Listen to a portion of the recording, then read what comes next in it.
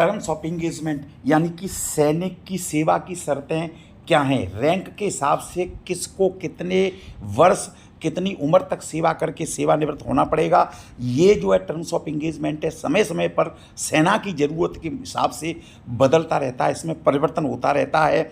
अभी लेटेस्ट आपकी terms of engagement क्या हैं, यानी कि सैनिक की जो सेवा की शर्तें क्या हैं, ये आज हम जानेंगे। ये देखिए, ये पत्र है जो कि 3 सितंबर 1998 का, जो कि मिनिस्ट्री ऑफ डिफेंस ने chief of the army staff को लिखा है, जिसका सब्जेक्ट है रिटायरमेंट ऑफ जेसीओ और एनसीओ। इसके अंतर्गत 30 मई 1998 से एक परिवर्तन किया है जो लागू हुआ है, यानी कि पार्शली मॉडिफिकेशन किया है, जिसको लागू किया है, जो कि जो para 163 of regulation for the army 1998, यानी कि 1900 जो डिफेंस सर्विस रेगुलेशन है 1987, उसका जो 163 पैरा, इसमें जो कुछ पार्शली बदलाव किया है वो क्या किया है ये हम आगे देखते हैं, आगे देखेंगे।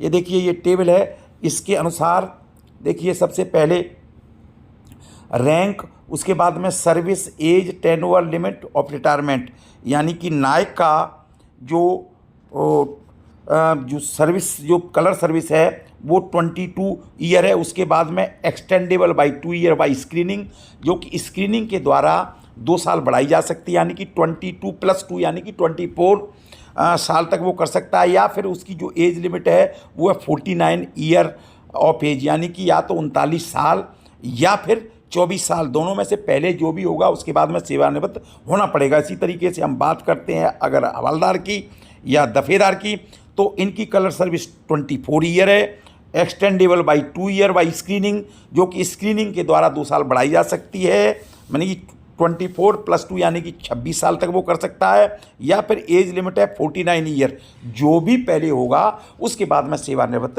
होना पड़ेगा। इसी तरीके से हम आगे बात करते हैं नायब रसालदार या फिर नायब सूबेदार की, तो इनकी कलर सर्विस है 26 ईयर या extendable by 2 year by screening, जो कि स्क्रीनिंग के द्वारा 2 साल बढ़ाई जा सकती है, यानी कि 26 + 2 यानी कि 28 साल तक वो सेवा कर सकती हैं। या फिर उनकी जो एज लिमिट है वो है 52 ईयर ऑफ एज, दोनों में से जो भी पहले होगा उसके बाद सेवानिवृत्त होना पड़ेगा। उसके बाद बात करते हैं हम रसेलदार या फिर सूबेदार की, इनकी जो कलर सर्विस है 28 साल 28 year, extendable by 2 year by screening, जो कि स्क्रीनिंग के द्वारा 2 साल बढ़ाई जा सकती है इसके तहत।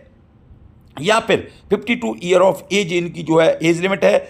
ये इसके बाद में या तो एज इनकी 52 ईयर हो जाए या फिर 28 + 2 यानी कि 30 साल सर्विस, दोनों में से जो भी पहले होगा उसके बाद में सेवानिवृत्त होना पड़ेगा। उसके बाद बात करते हैं हम रसालदार मेजर या फिर सूबेदार की, इनकी जो कलर सर्विस है सूबेदार मेजर की, इसकी कलर सर्विस है 32 ईयर, या तो 32 साल इनकी सेवा होना चाहिए, जो कि extendable by 2 year by screening, इनकी सेवा जो है 2 साल स्क्रीनिंग के द्वारा बढ़ाई जा सकती है। एज लिमिट है वो है 54 ईयर, जो भी पहले होगा उसके बाद में सेवानिवृत्त होना पड़ेगा। उसके बाद में कुछ इसमें नोट्स दिए गए हैं, इसमें से ज़रूरी चीज़ है रिजर्व लायबिलिटीज़, यानी कि रिजर्व लायबिलिटीज़ है क्या, यानी कि सेवानिवृत्त होने के बाद में आर्मी की ज़रूरत के अनुसार कितने दिन तक आपको बुलाया जा सकता है दोबारा सेवा के लिए।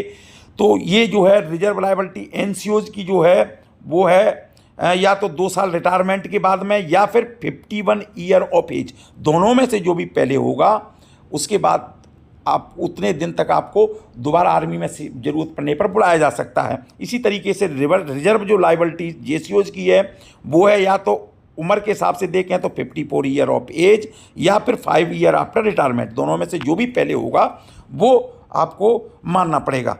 अब हम बात करते हैं जिसका बहुत बड़ा मुद्दा चल रहा है, जिसकी वजह से लोगों को बहुत बड़ा परेशानी और अपने जो पेंशन में जो लॉस हुआ है वो है, ये देखिए सर्कुलर जो 555 जो सर्कुलर है उसका जो अपेंडिक्स 1X है, इसके अनुसार जो सिपाही की टर्म्स ऑफ, सिपाही से हम शुरू करते हैं तो सिपाही की जो टर्म्स कंडीशन है वो 1/6/1953 से लेकर 29/5/1998 तक 20 साल है, और उसके बाद में 30/5/1998 से आज तक है वो 22 ईयर है। और एक्सेप्शन यानी कि पहले कुछ समय के लिए किसी ऑपरेशन हुआ होगा या फिर लड़ाई चली होगी तो उसकी अलग अलग कुछ एक्सेप्शन दिया होगा अलग अलग समय का, जो किसी का 28 ईयर है, 22 ईयर है, 23 ईयर है, ये एक्सेप्शंस हैं। उसके बाद हम बात करते हैं अगर नाइक की, तो नाइक की भी इसी तरीके से अलग अलग समय के लिए अलग अलग दी गई है, किसी की 22 ईयर, 24 ईयर, लेकिन जो 30/5/1998 से जो आज तक है वो है 26 ईयर। ये टर्म्स ऑफ कंडीशन नाइक की है। उसके बाद आगे हम बात करते हैं हवालदार की, तो जो हवालदार की टर्म्स ऑफ कंडीशन हैं वो अलग अलग समय के लिए अलग अलग है, 21 साल, 24 साल, लेकिन 30/5/1998 से जो आज तक लागू है वो है 26 ईयर यानी कि 26 साल। उसके बाद आगे हम बात करते हैं नायब सूबेदार की, तो जो नायब सूबेदार की जो आज जो टर्म्स ऑफ कंडीशन है वो 28 ईयर है यानी कि 28 साल है।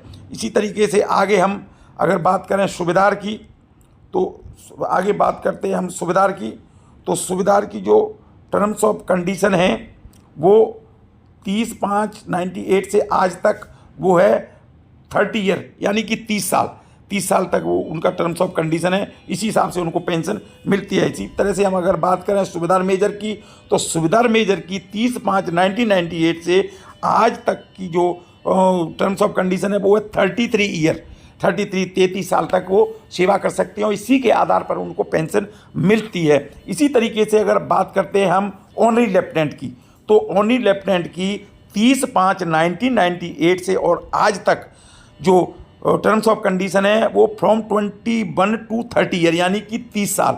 ये बहुत बड़ी विसंगति है और इसमें ऑनरी लेफ्टिनेंटों को बहुत बड़ा घाटा हुआ है, बहुत बड़ा लॉस हुआ है। इसी तरीके से आगे हम बात करते हैं ऑनरी कैप्टन की, तो इनकी 30/5/98 से 33 ईयर तक जरूर की हुई है, लेकिन ऑनरी लेफ्टिनेंट के लिए यहाँ पर जो है सिर्फ 30 साल तक किया, जबकि उनको 33 साल तक नौकरी करा रहे हैं, जिनका जो है 30 साल का 41,200 है और 33 साल की पूरी नौकरी जो करते हैं 46,300, यानी कि उनको सीधा 5,100 रुपये का घाटा यानी कि 5100 रुपये पर मंथ उनको बहुत बड़ा लॉस दिया है। अगर उनको 30 साल तक ही देनी थी तो नौकरी उनको आगे क्यों कराई?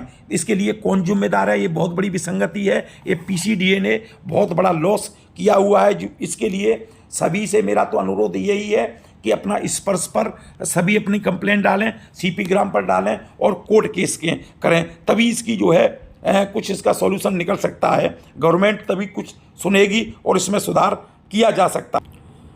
आगे हम बात करते हैं टर्म्स ऑफ एंगेजमेंट DSC के लिए क्या है, तो ये भी इसी तरीके से अगर सिपाही की बात करें तो ये 22 सिपाही की बात करते हैं हम, तो ये 22 ईयर यानी कि 22 साल है। और नाइक की बात करते हैं तो 24 ईयर है, आज तक की बात कर रहे हैं यानी कि 30/5/98 से और अभी तक की। इसी तरीके से हवालदार की बात करें हम, तो हवालदार का जो है 26 ईयर यानी कि 26 साल है।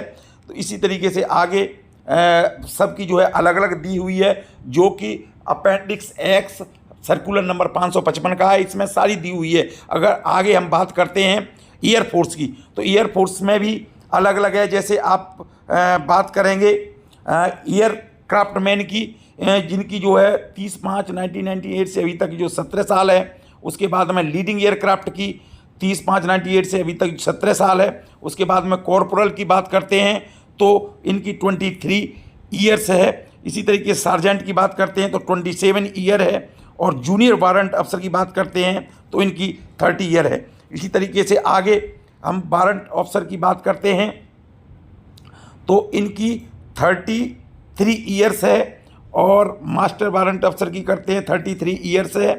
और आगे हम बात करते हैं ओनली फ्लाइंग अफसर, तो इनकी देखो 32 ईयर है और आर्मी वाले की 30 तक उनकी इंगेजमेंट दिया है। ये देखिए डिफरेंस है यहाँ पे।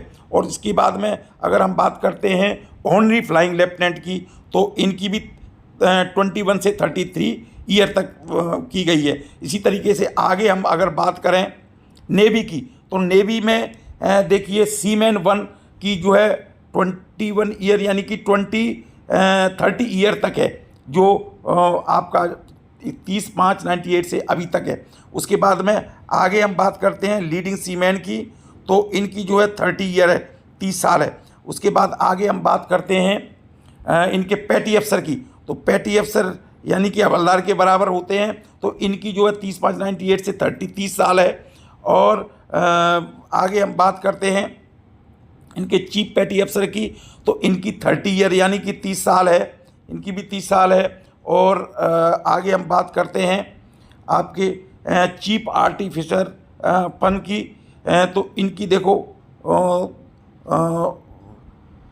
अलग अलग सबकी बताई हुई है, लेकिन इसके मास्टर चीफ पैटी अफसर की 30 ईयर है, 30 ईयर है। उसके बाद में ऑनरी सब लेफ्टिनेंट की देखिए ये 21 से 30 साल है, इसमें भी विसंगति है। और इसी तरीके से ऑनरी लेफ्टिनेंट की इनकी 21 से 30 तक है।